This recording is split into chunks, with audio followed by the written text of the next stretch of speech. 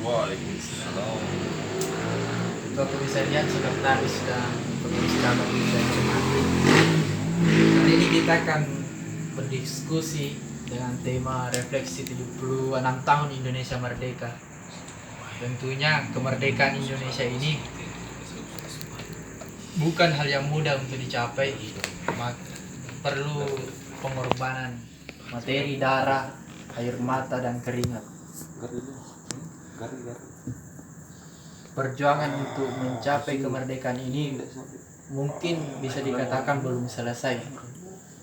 Untuk itu menjadi tugas kita bagaimana supaya bisa mengisi kemerdekaan, karena para pejuang seperti yang dikatakan dalam pembukaan Undang-Undang Dasar, yaitu mengantarkan kita ke depan pintu gerbang. Sekarang tugas kita untuk masuk ke gerbang itu, untuk mencapai yang namanya kemerdekaan yang sebagaimana orientasi sebenarnya, yaitu tentang kesejahteraan dan kemakmuran rakyat. Mencapai kemerdekaan itu salah satu jalannya yaitu melalui pendidikan, di mana tokoh-tokoh perjuangan itu lahir dari semangat nasionalisme, itu lahir dari pendidikan yang ditempuh oleh para pejuang. Pada salah satu contoh misalnya 1901, di mana pemerintahan Belanda mengeluarkan kebijakan politik etis. Salah satu orientasi kebijakannya itu di bidang pendidikan, di mana justru ini menjadi bumerang bagi Belanda itu sendiri, di mana semangat perlawanan dan spirit nasionalisme lahir di kalangan pelajar Indonesia pada saat itu. Salah satu contohnya itu berdirinya organisasi kepemudaan yang peduli dengan pendidikan, yaitu Budi Utomo di tahun 1908. Ini juga kembali memunculkan semangat perlawanan, semangat nasionalisme, cinta tanah air di kalangan pelajar dan pemuda, bahkan pada rakyat Indonesia itu sendiri. Kalau kita berbicara soal pendidikan, mungkin kita tidak akan lepas dengan salah satu tokoh yang cukup berjasa dalam hal pendidikan di Indonesia, yaitu Ki Hajar Dewantara. Di mana Ki Hajar Dewantara mengatakan bahwa orientasi pendidikan itu haruslah selaras dengan penghidupan bangsa agar tercipta sikap cinta tanah air. Ini juga konsep yang dikeluarkan Ki Hajar Dewantara ini juga kembali memunculkan semangat untuk bebas dari belenggu penjajahan. Kemudian perlawanan dan sikap nasionalisme dan spirit persatuan itu muncul juga di kalangan para pelajar, terkhusus di pesantren. Salah satu perlawanan santri yaitu dengan keluarnya resolusi jihad dari Ki Haji Hasyim Asy'ari dengan konsep hubul waton minal iman, cinta tanah air adalah bagian dari iman, sehingga ini kembali menyelesaikan konflik antara, misalnya konflik antara agama dan negara, sehingga ini kembali memberikan semangat persatuan di kalangan rakyat Indonesia. Nah, di sini menitik beratkan pada peran ulama dalam hal itu. Nah, 75 tahun Indonesia 76 tahun Indonesia merdeka. 76 tahun Indonesia merdeka, lepas dari belenggu penjajahan, bukan berarti kita lepas dari berbagai masalah di bangsa ini. Terutama di bidang pendidikan masih banyak atau masih luar biasa masalah yang ada di sini.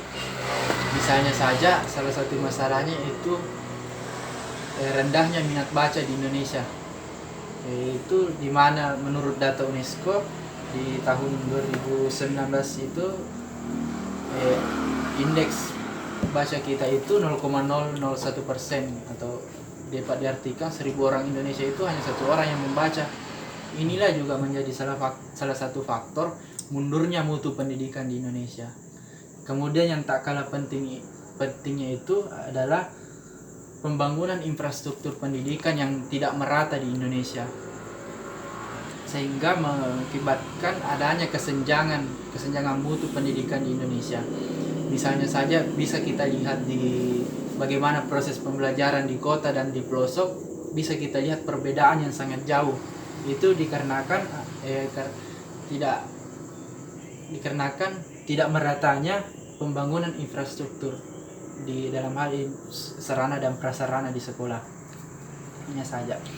Kemudian salah satu masalah yang cukup mengkhawatirkan, cukup urgen, yaitu mutu pendidik yang sangat rendah.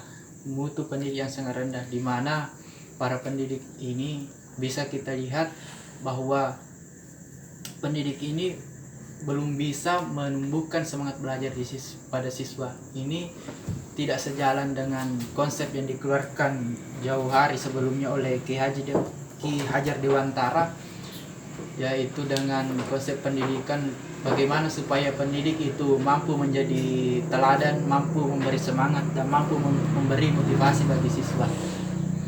Salah satu contoh ketidakberhasilannya tenaga mutu pendidik di Indonesia itu, salah satu barometernya itu ketika hari libur.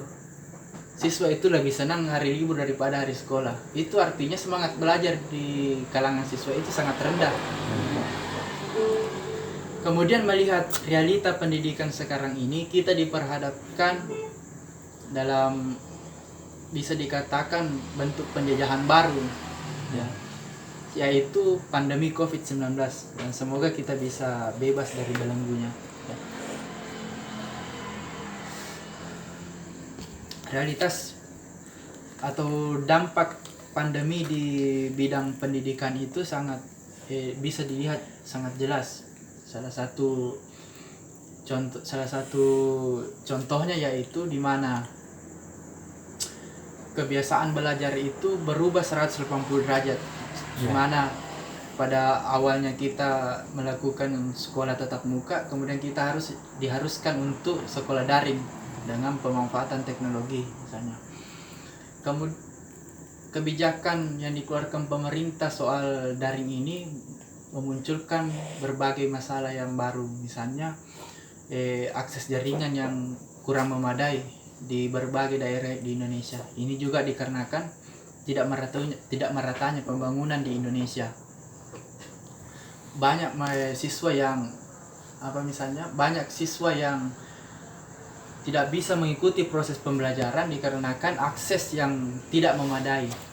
Kemudian yaitu kualitas sumber daya manusia, masih banyak pelajar-pelajar yang kurang atau masih gagap teknologi begitu. Masih banyak pelajar yang belum bisa memanfaatkan teknologi. Misalnya saja di pelajar SD misalnya. Kalau pelajar SD diharuskan mengikuti proses pembelajaran secara daring, mungkin bisa dikatakan itu tidak akan relevan dengan kondisi anak SD. Untuk itu, yang menjadi masalah selanjutnya adalah di mana tugas mengajar itu diberikan kepada orang tua, sedangkan orang tua bisa kita lihat misalnya generasi kedua dari atas misalnya itu banyak yang tidak lulus SD, banyak yang hanya lulusan SD, bahkan banyak yang buta huruf. Bayangkan saja misalnya jika anak SD itu diharuskan belajar membaca pada orang yang buta huruf. Nah, bukankah itu menjadi masalah yang baru? Nah, baru misalnya. Kemudian saya sempat berdiskusi dengan salah satu mahasiswa yang lolos kampus mengajar. Salah satu keluhannya yaitu ini murid kelas 3 SD yang belum bisa membaca. Ini juga menjadi salah satu data yang perlu diperhatikan oleh pemerintah. Salah satu dampaknya pandemi terhadap dunia pendidikan. Jangan sampai pandemi ini justru